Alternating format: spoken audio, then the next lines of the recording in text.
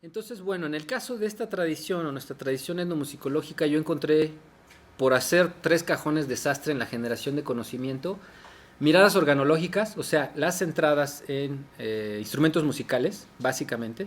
Ustedes pueden encontrar una gran cantidad de artículos publicados sobre instrumentos, o sea, centrados en instrumentos musicales.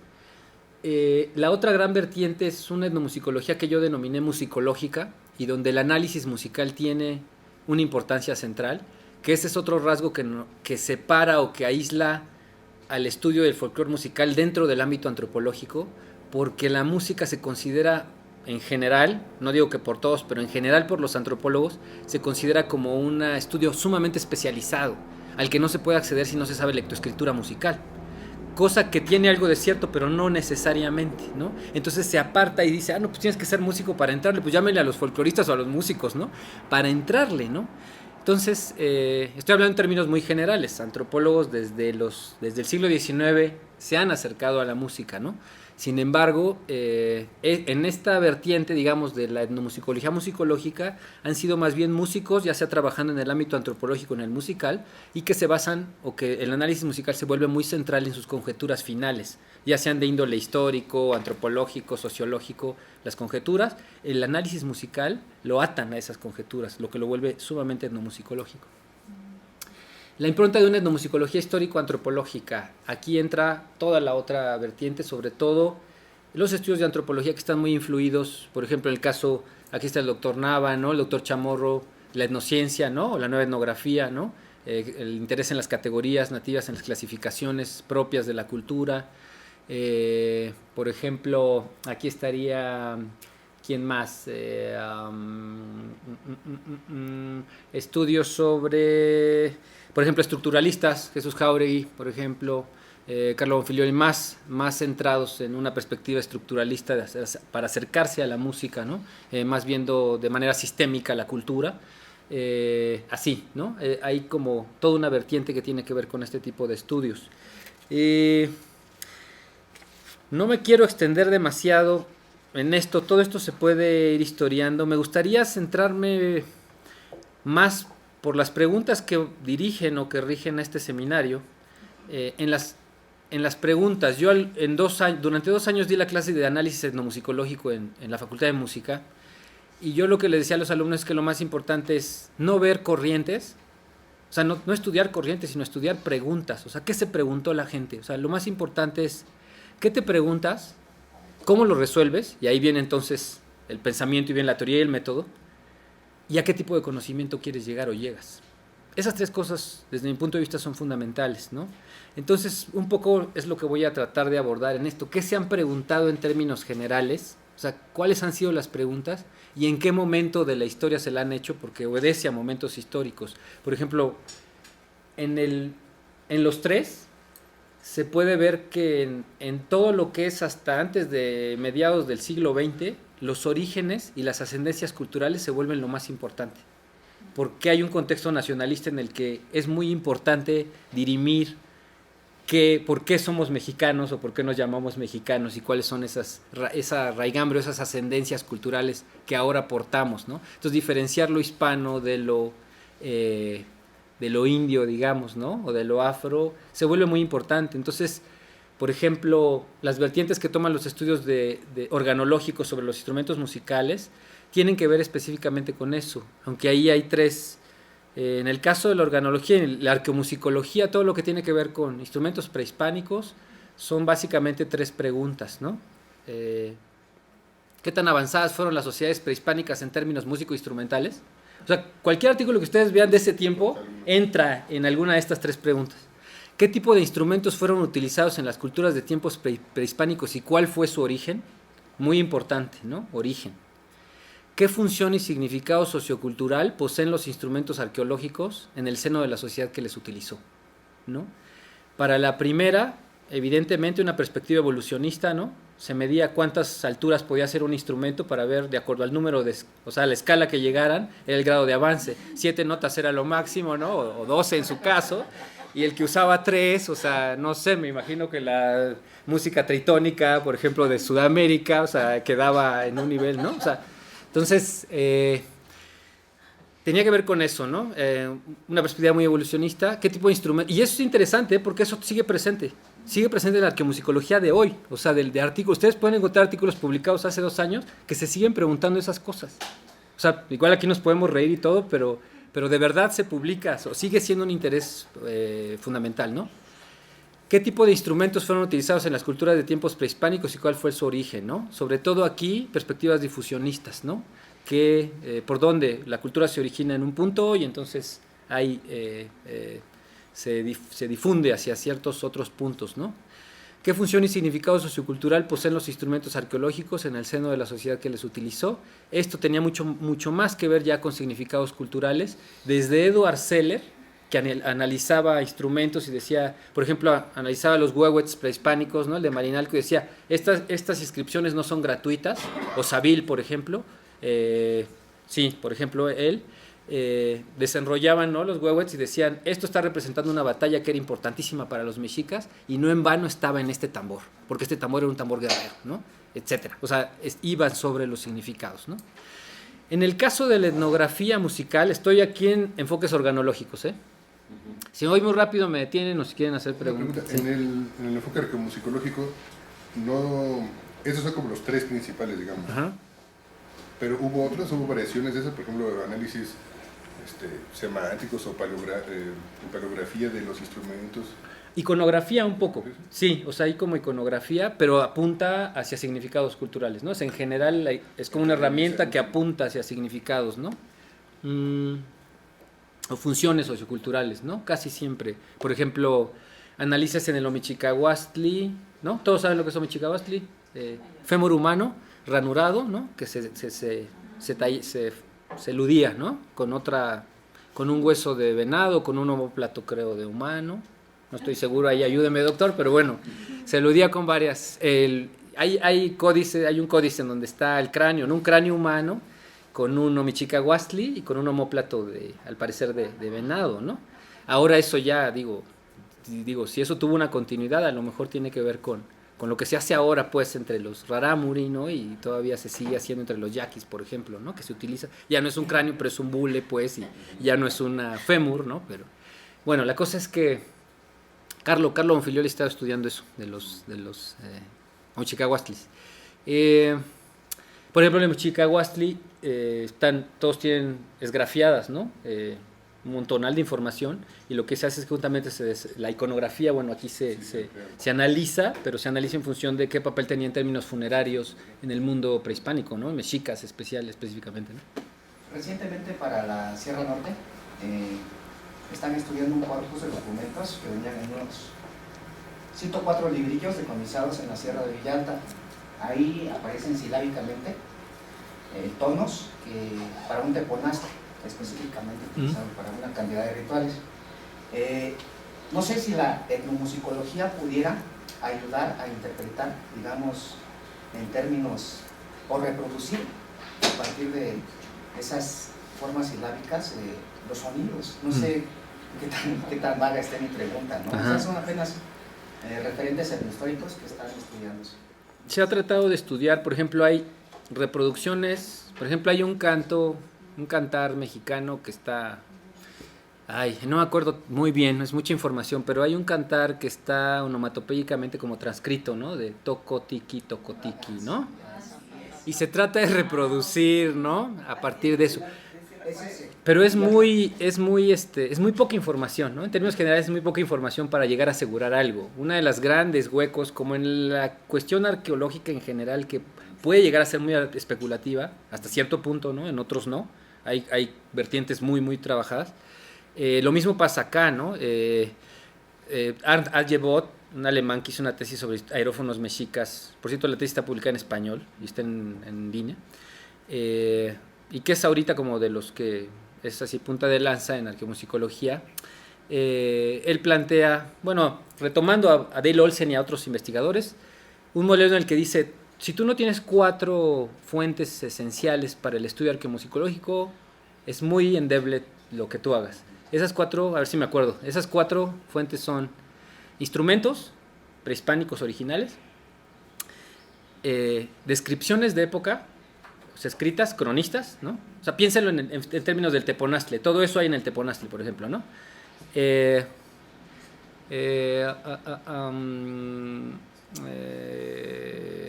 Códices, o sea, escritos de época, o sea, no solo narraciones, ¿no?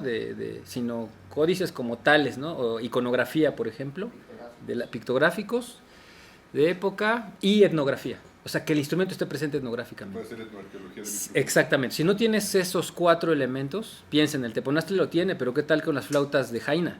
Las que son triples, ¿no? De eso no hay nada. O sea, nada más están las flautas y párenle de contar. Ni siquiera se sabe gran cosa de jaina, ¿no? De Campeche, ¿no? De ahí, de esta parte. Y además son muy, muy antiguas, ¿no? Esas flautas. Entonces, sí, es un poco escabroso el tema, ¿no? Pero bueno, estas son las vertientes que ha tomado en el caso de la organología. En la etnografía musical, o sea, los que salen a campo y recopilan instrumentos o ven, se acercan a los instrumentos. Lo primero, el descubrimiento y el hallazgo, ¿no? Hacer un mapa de lo que existe de la realidad musical en México, ¿no? ¿Qué instrumentos hay? Comenzando por ahí, ¿no? En el siglo XIX. Estamos hablando de todos, DJ, Lumholtz, etc. Discernir los orígenes culturales de ciertos instrumentos, identificación de instrumentos y ensambles y su descripción morfológica, mapeo, procesos de cambio, monografías extensas sobre instrumentos musicales, asociaciones simbólicas de los timbres, iconografía y archivo histórico. No se hace mucha etnohistoria, ¿no?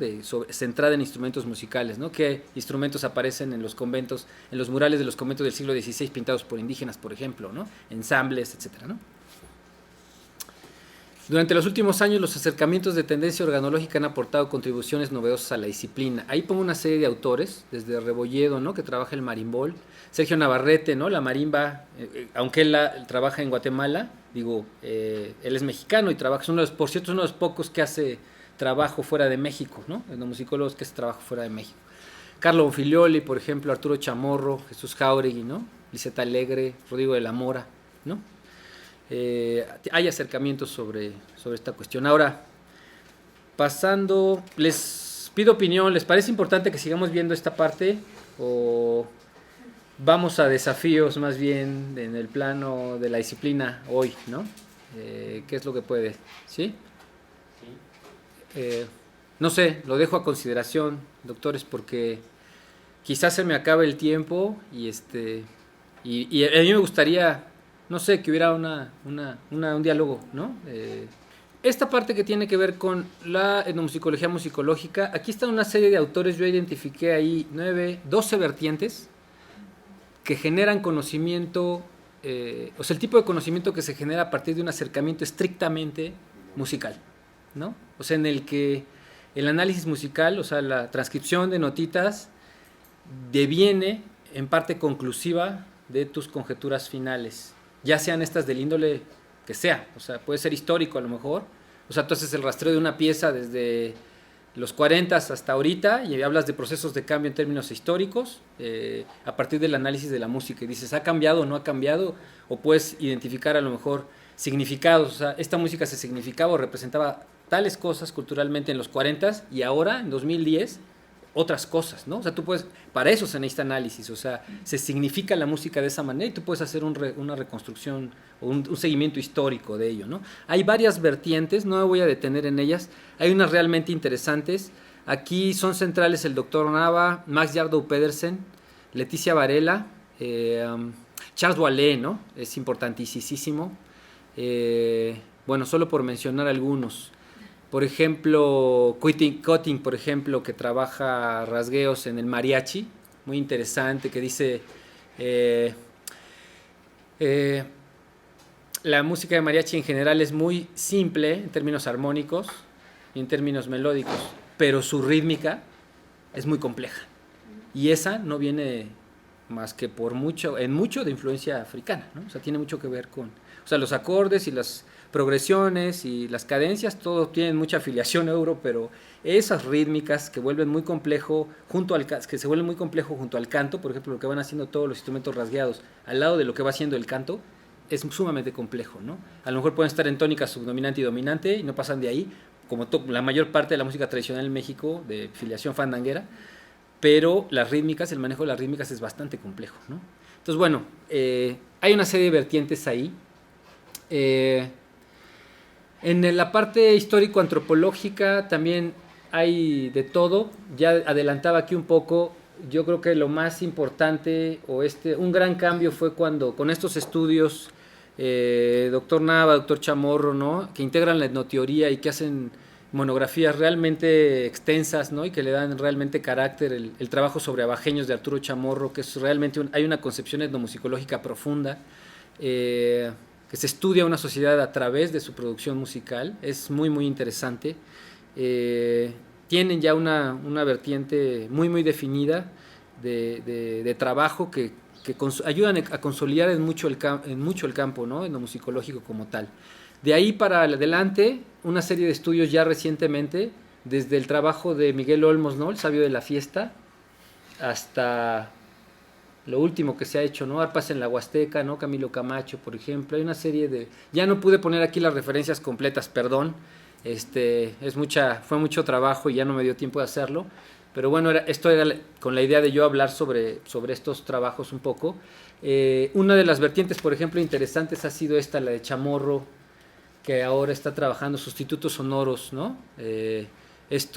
Por ejemplo, lenguajes, lenguajes silbados en el norte de Oaxaca, ¿no? O sea, por ejemplo, en la Mixteca, ¿no? Lenguajes silbados que son sustitutos sonoros, ¿no? del discurso musical, que no es música necesariamente, pero que comunica y que es sonoro, ¿no? Entonces, una serie de trabajos, él hizo un libro sobre eso, ¿no? Por ejemplo, estos trabajos de música, migración e identidad, ¿no? Desde 2006 ha sido muy muy fuerte, ¿no? La cuestión de migración se ha trabajado. Obviamente la cuestión global, ¿no? Toda la cuestión de la globalización y su incidencia en músicas tradicionales, etcétera, también se ha trabajado, sobre todo a partir de 2005-2006. Y trabajos más específicos, ¿no? Ya mucho más centrados, el de Lisset Viento Arremolinado. Mucha de la producción, esto es nada más lo que es publicado, pero realmente la producción se está produciendo tanta conocimiento en lo publicado como en lo no publicado. O sea, me refiero a las tesis, ¿no? Si uno le echa un vistazo a las tesis en la ENA, en la Facultad de Música, en la Universidad de Guadalajara, en Veracruz, ¿no? En todos los lugares donde hay estos intereses, ¿no? En la frontera norte, en la frontera sur, en Yucatán, uno encuentra una enorme cantidad de trabajos sumamente valiosos que deberían de ser publicados y que se quedan nada más en tesis, ¿no? Y que son a veces los que son más propositivos en términos teórico-metodológicos, ¿no? Bueno, entro a esta otra parte de los retos, ¿no? Vuelvo a las preguntas iniciales.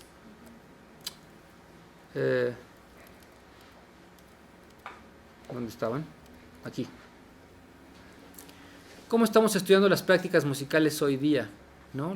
En general, yo lo que veo es que hay una enorme diversificación, ¿no? Lo que platicábamos ahorita, una enorme diversificación temática, porque la realidad se ha complejizado de una manera extraordinaria, ¿no? Sobre todo en los últimos... Yo siento que hay como...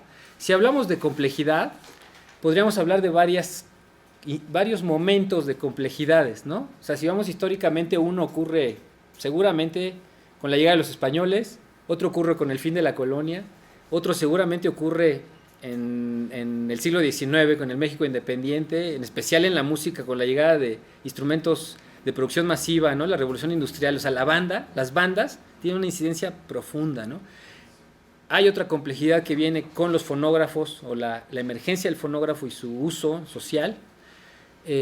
Luego el radio, el impacto social es tremendo, del fonógrafo, del radio y de la televisión, son impresionantes. Y luego Internet, ¿no? Que ese es el último que estamos viviendo, los últimos desde 92, por ahí, ¿no? Para acá. Y es sobre lo que se ha centrado mucho de la producción de conocimiento ahora. O sea, qué impacto ha tenido y qué cambios ha tenido en este mundo más comunicado, ¿no? En donde ya las influencias son en tiempo real, ¿no? O sea, en tiempo real uno prácticamente está viendo un concierto en otro lado del mundo y acabando alguien inspirado se pone a componer, ¿no? En un pueblito en Zacatecas, ¿no? Entonces, se ha diversificado muchísimo la temática, ¿no? Se ha diversificado también mucho, o se ha incrementado mucho el número de autores. O sea, hay una generación ahorita que ha surgido. Ahorita toda esta revisión que hice no pasa de unos, ¿qué serán? 70 autores o 60 autores, ¿no? No sé, en 80 o 90 años, ¿no? O sea, que sostuvieron, digamos, la generación de conocimiento, y ahora nada más 70, 80, yo creo que salieron en los últimos 3 años, o sea, ¿no? Gente que uno no conoce y que acaba de salir o que egresó y que tiene interés en lo musical desde una diversidad de campos, además, ¿no? Desde la psicología, desde la sociología, ¿no? Obviamente la antropología, la historia, ¿no? La acústica, ingeniería, por ejemplo, ¿no? Mucho trabajo también en ese sentido. Biología, ¿no? ¿Cómo estamos estudiando las prácticas musicales hoy día? Bueno, a pesar de que hay esta diversificación, no hay acercamientos tan novedosos, ¿no? Tan novedosos en términos de que sean cambios como de paradigmas, o de que uno pueda hablar de un paradigma, así que de algo que pueda uno decir realmente es un cambio tremendo. Hay un fuerte seguimiento de los mainstream euroestadounidenses, ¿no? Por obvias razones, no solo por la influencia que tiene la academia euroestadounidense, sino por que también el CONACYT se influencia por eso, y los que nos dictaminan también están influidos por ello. Entonces, muchas de las temáticas se escogen en relación a eso, a la importancia que puedan tener al ser evaluadas, ¿no? O al grado de legitimidad que puedan tener al ser insertadas en un entorno académico, ¿no? Eso es interesante. Sin embargo, también hay toda una beta de música, sigue mucho el estudio de música tradicional. Si uno analiza los foros de música, por ejemplo, de Lina, que se han publicado en los últimos 7 años, se han publicado las participaciones de esos foros de música tradicional, y ve uno muchos nombres nuevos y también muchos temas que son muy tradicionales, ¿no? Nada más que abordados desde la óptica un poco más reciente. O sea, el mismo son jarocho de hace no sé cuántos años, pero abordado hoy y aquí, ¿no? No hay tanta novedad, ¿no? En términos de teoría y método, y lo que hay es que se abreva en general de afuera, o viene a ser muy tradicional, ¿no? En el plano, regresando un poco a la cuestión de la disciplina, los retos, hay muchísimos retos, ¿no? Disciplinares. La formación, como decía, se consolida en la escuela. Hay una escuela de iniciación, ¿cómo se llama, Lourdes? Escuela de iniciación, la de Oliño Lisli. Escuela de iniciación a la música y a la danza. A la música y a la danza, ¿no? Donde hay una vertiente tradicional para niños, ¿no? O sea que esa parte de la formación está desde ahí, ya está apuntalada institucionalmente y tiene ya longevidad y tiene consolidación, hasta, bueno, digamos, hay un hueco en medio, y luego la universidad y luego el posgrado, ¿no? Ahí no hay mucho hay mucho que hacer. Podría aquí hablar quizá una ponencia completa sobre la Facultad de Música, que es donde también trabajo, pero no lo voy a hacer. Hay mucho que hacer ahí, ¿no? Le falta un montón de cosas, pero más bien me voy a centrar no tanto en la formación, porque la formación sí está... quizá el único reto en la formación, el más fuerte, es salir de la marginalidad al interior de sus propios espacios, ¿no? O sea, a pesar de que están consolidadas la formación, sigue siendo muy marginal, ¿no? Al interior, por ejemplo, de la Facultad de Música, la formación etnomusicológica es muy marginal, y se sostiene la licenciatura con los mínimos indispensables para que respire la carrera, ¿no? O sea, se le quita algo y se muere, ¿no? O sea, los mínimos indispensables. Creo que ha de ser parecido en la ULIN, no sé. El caso del doctor Chamorro en Guadalajara parece que también no está tan distante. O sea, se le invierte lo mínimo indispensable. Jamás se va a tener, por ejemplo, el apoyo que tiene la carrera de piano en la Facultad de Música, ¿no? O sea, se le llamaba Escuela Nacional, en vez de Escuela Nacional de Música, Escuela Nacional de Piano, ¿no? O sea, nada más para que dimensionen, hay acerca de unas 10 con cierto margen de error, unas 16 o unas 19 plazas de piano de tiempo completo, para profesores de tiempo completo, y hay una para etnomusicología. Para toda la carrera, para sostener la carrera completa, ¿no? Nada más para que vean ¿no? O sea, estoy hablando de marginalidad en términos, ¿no? Burdos, duros, ¿no? Con datos duros. 2 centros de investigación se consolidan en forma de acervos fonográficos, ¿no? La CDI y el INA, y solo una mantiene cierta estabilidad. O sea, el INA. En el CENIDIM hay 19 investigadores de tiempo completo, para estudiar la música, es la máxima instancia de investigación musical en México, que depende del INBA, y hay 19 investigadores de tiempo completo. De esos, solo uno se dedica a la etnomusicología. Vean los desequilibrios, ¿no? O sea, institucionalmente es muy evidente.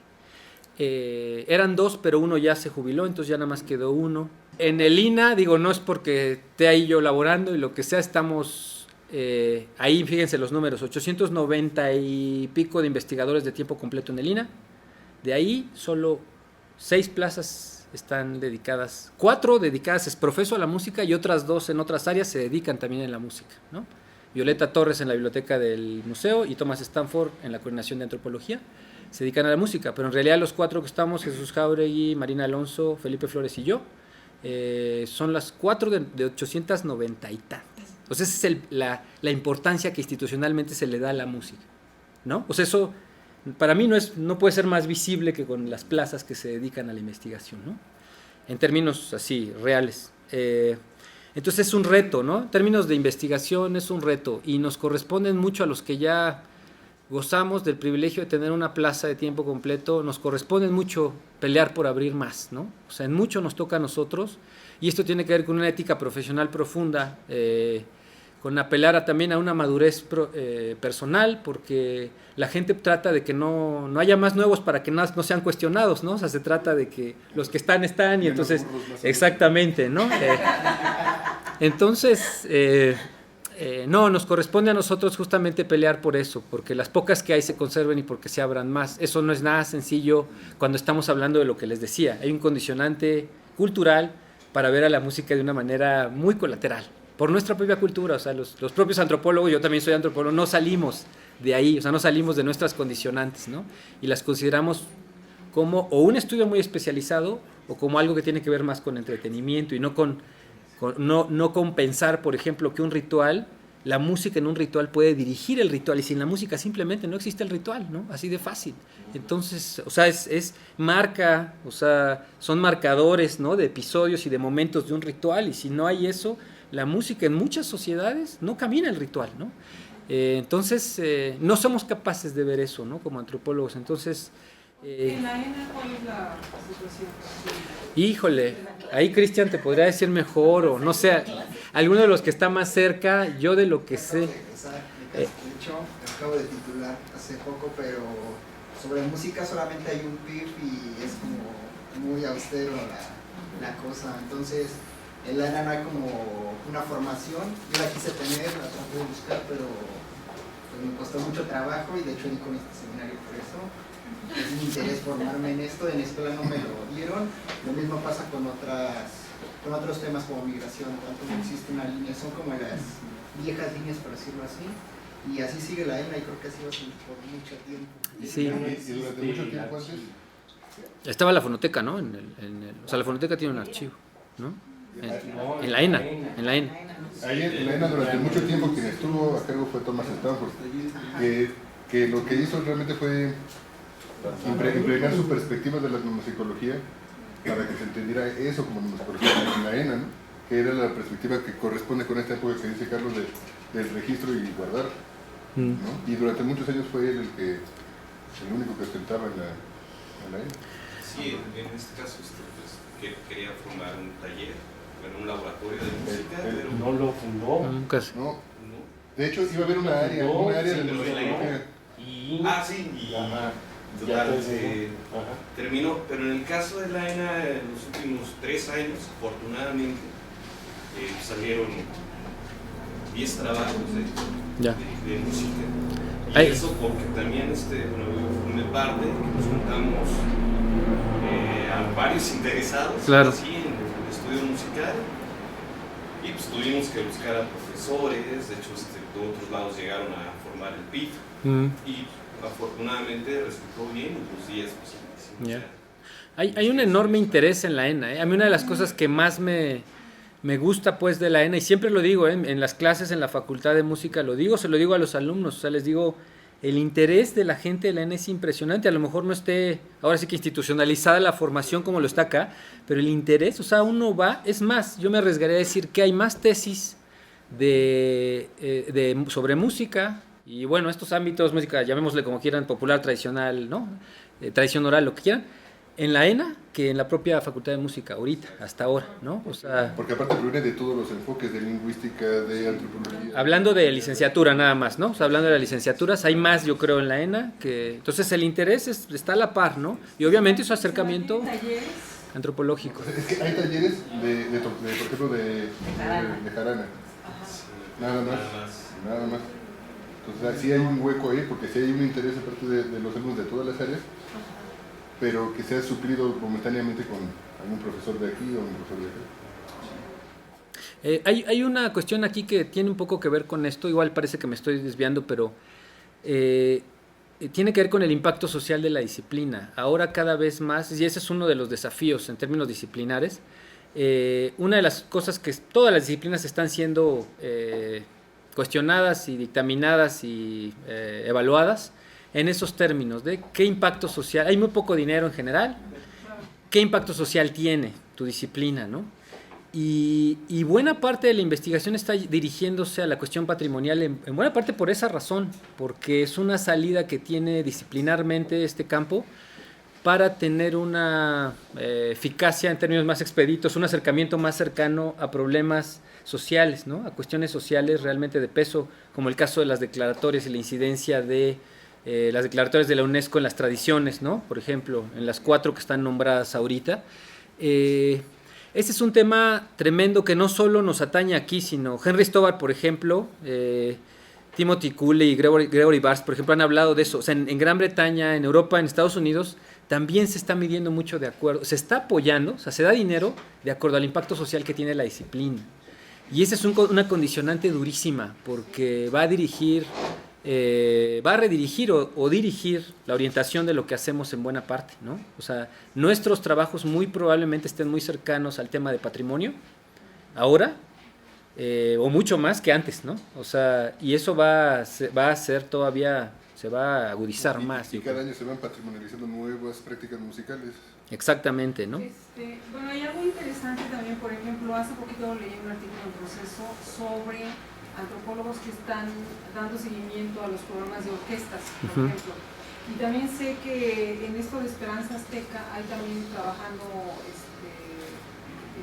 psicólogos como para pues, analizar los fenómenos, porque finalmente han sido también fenómenos que se han expandido mucho, ¿no? Sí, sí. Entonces, en relación con lo que dices, ¿no? En efecto, o sea, también de acuerdo a cómo el fenómeno impacta socialmente, pues también demanda un especialista, digamos. Sí, este tema es sumamente delicado y muy importante porque vamos a ser evaluados en ese sentido, tiene que ver la evaluación en ese sentido, y aquí también depende la orientación de la etnomusicología. Marina Alonso escribió un artículo en 2009 que se llama algo así como, tiene en el título, no me acuerdo el título, pero es etnomusicología aplicada. Y ella habla de una etnomusicología aplicada en el mismo sentido que se utilizó el término como antropología aplicada, ¿no? O sea, un saber muy condicionado por políticas, ¿no? Institucionales, ¿no? Y del Estado, y por objetivos del Estado, ¿no?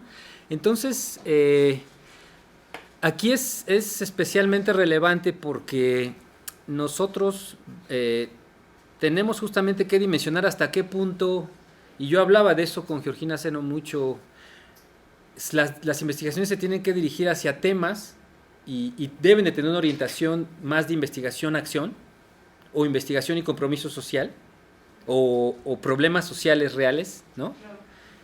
Que investigación pura, ¿no? En el sentido de generación de conocimiento, ¿no? Haciendo como una división ahí medio burda, ¿no? Y es delicado porque es uno de los retos que tiene que resolver en buena parte la disciplina, ¿no? Yo planteaba con Georgina, o sea, desde mi punto de vista, por ejemplo, no hay manera de que tú pretendas una transformación o una incidencia social si tú no tienes un conocimiento profundo de lo que vas a tratar de accionar o ¿no? De incidir en, ¿no? Y por profundo yo creo que son años de estudio, o sea, tú necesitas estudiar una cultura musical muchos años para medio entenderla, por lo menos unos 10 o 12 años.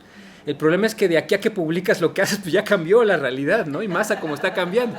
Es una paradoja, ¿no? O sea, se muerde ahí la cola la víbora, pero la otra cuestión es que también no puedes llegar a incidir sin saber nada, o sea, es muy peligroso, o sea, es tan peligroso como no hacerlo, pues, o sea, digo, no me gusta utilizar ese término de peligroso, pero es muy delicado, pues, ¿no? O sea, hay veces que nuestras acciones han incidido de una manera muy negativa por falta de conocimiento de la cultura en cuestión. Entonces, se tiene que pensar, ¿no? Este seminario, yo tengo la esperanza de que en ese sentido, cuando tome una beta en términos del tema patrimonial, yo creo que se tienen que diseñar estrategias muy especiales para incidir, ¿no? En el plano patrimonial, por ejemplo, yo creo que tienes que incidir en dos planos. Esta cuestión de las declaratorias y lo de la UNESCO, tienes que incidir políticamente y académicamente.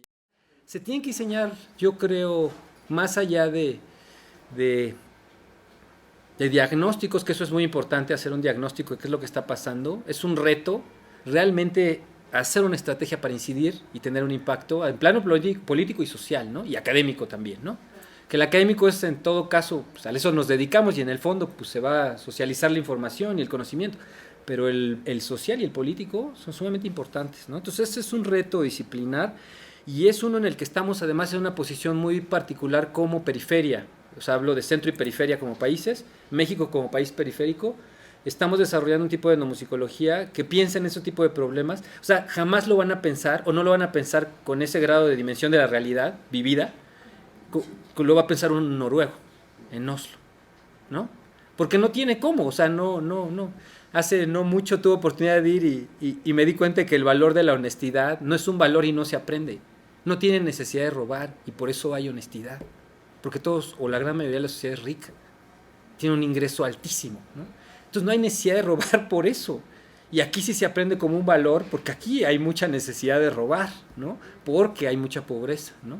Hay quien no quiere trabajar, obviamente, pero hay mucha gente que sí roba porque, ¿no? Entonces, o sea, esa respuesta o ese reto va a salir de países latinoamericanos. Esas respuestas y esos cuestionamientos a la UNESCO van a salir de acá. Y tienen que salir de acá y pensarse desde acá, ¿no? Pero no institucionalmente.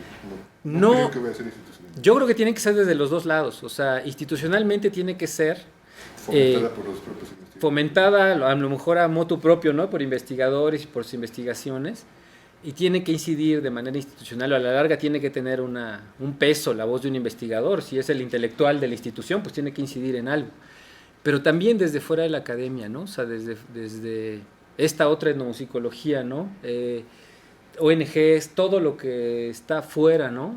de este campo yo creo que tiene un papel fundamental, ¿no? Y es un reto, porque además tiene que ver con lo que hacemos. O sea, esta vertiente de la cuestión patrimonial y de las políticas neoliberales, o sea, de que estamos como academia inmersos en políticas neoliberales, condiciona nuestros temas, nuestras maneras de acercarnos a ellos, ¿no? O sea, porque somos evaluados al final por instancias que obedecen a políticas públicas en general, ¿no? Entonces son temas que hay que pensar y son un reto en términos etnomusicológicos en general, ¿no? Sobre los acervos se consolidan, 5 acervos: CDI, Culturas Populares, INA, CENIDIM y Colegio de México. Estoy hablando muy de manera sumamente centralista, ¿no? Desde Ciudad de México, obviamente la península es todo un país, ¿no? O sea, Yucatán es con todo respeto y no, de veras, o sea, con todo respeto hay producción, pero es interesante porque académicamente se refleja, hasta en ciencias sociales, o sea, parece como independiente, ¿no? Ninguno de esos problemas que ustedes están. Nada que ver, ¿no? La península es una entidad aparte, el norte, o sea, ¿no? Toda otra, o sea, estoy hablando. Yo leí tu artículo y decía a mi esposo, yo ni siquiera entiendo de qué están hablando. Ajá, es que escribe muy mal el autor, pero bueno, va más allá de eso. Porque para nosotros, no, por ejemplo, yo doy antropología de la música. Obviamente no sé nada de etnomusicología porque yo creo que etnomusicología tiene que ver más con las escuelas de música que con la antropología per se. Con mis estudiantes nunca se van a poner a pensar en que hay una gran diferencia entre la música clásica y el hip hop o lo que sea. Y eso se refleja. El hip hop de Yucatán incluye música clásica, incluye trova, incluye jarana, incluye todo junto. Y así lo pensamos nosotros. Los medios de comunicación pues también. Entonces Sí, por ejemplo, ahora que mañana que voy a dar mi plática, yo voy a hablar de una cosa que no tiene Nada que ver con eso. Sí, sí, sí. No, y aquí, a mí el nombre, comenzando por el seminario, me parece sumamente afortunado el nombre porque incluye estos dos términos que de alguna manera están en el ámbito, pero no se han realmente reflexionado a fondo, ¿no? Una de las pocas ha sido Marina Alonso, que ha hablado sobre la antropología de la música como tal, ¿no? Yo he tratado un poco de acercarme más a lo que comprendo por etnomusicología, sin embargo, como les decía, en la praxis, en el quehacer, básicamente lo que nos une es una pasión por un mismo objeto de estudio, ¿no? En este caso la música, ¿no? O por sujetos de estudio que tienen que ver con ese objeto de estudio, ¿no? O sociedades que tienen que ver con ese objeto de estudio. Y eso es lo que nos unifica y ha tenido un fuerte apoyo antropológico, entonces realmente tiene mucho que ver con antropología, más allá de si tu investigación tiene una estrategia muy musicológica, digamos. Finalmente, por ejemplo, yo soy etnomusicólogo, pero tengo una plaza en el INA, o sea, yo no comería si no fuera por la plaza del INA, o sea, a mí me dio asilo y gracias al INA y a Antropología Historia, yo tengo cómo hacer investigaciones, ¿no? Y no se ve que sea por el lado musical que venga ese apoyo, o sea, si viene, por eso me da gusto que sea en este instituto, ¿no? O sea, lo que les hablaba, ¿no? Este espacio es muy importante en ese sentido, ¿no?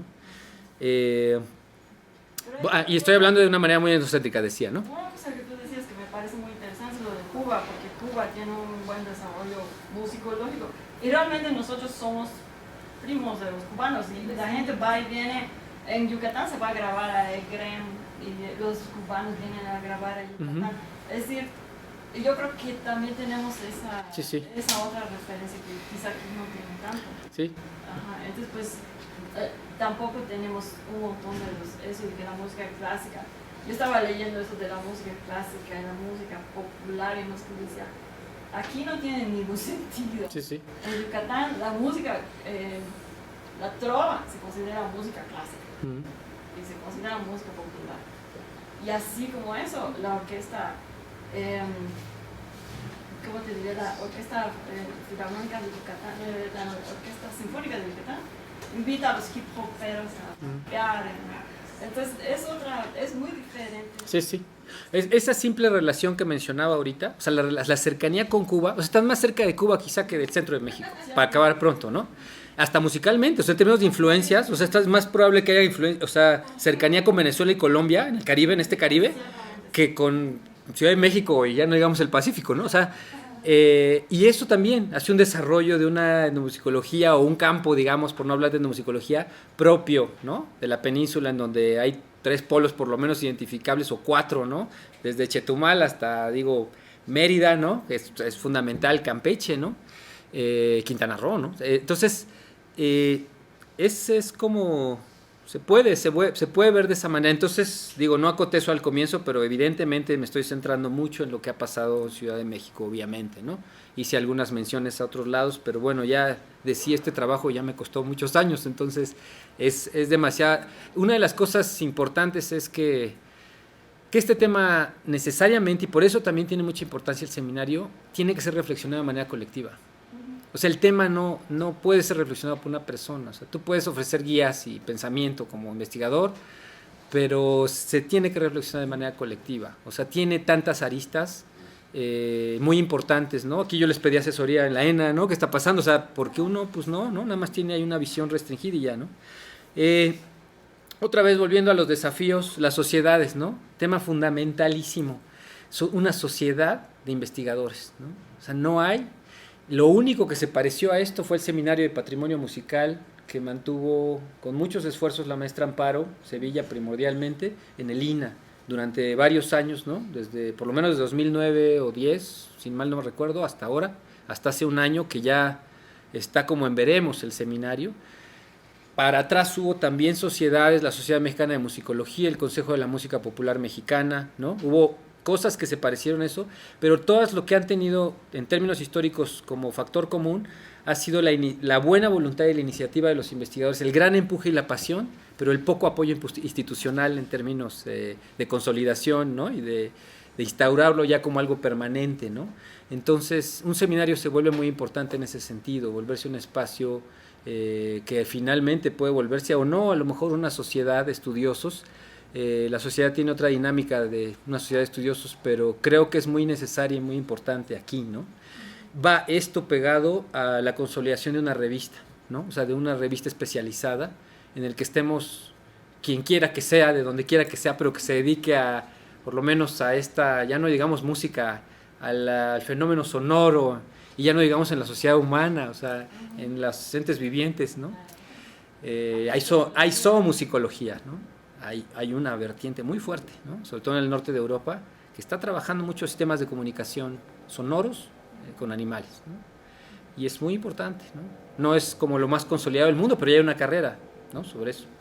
Entonces, yo creo que es una tarea muy pendiente y un desafío tremendo en el plano de generación de conocimiento. Bueno, se pueden decir muchísimas cosas, ¿no?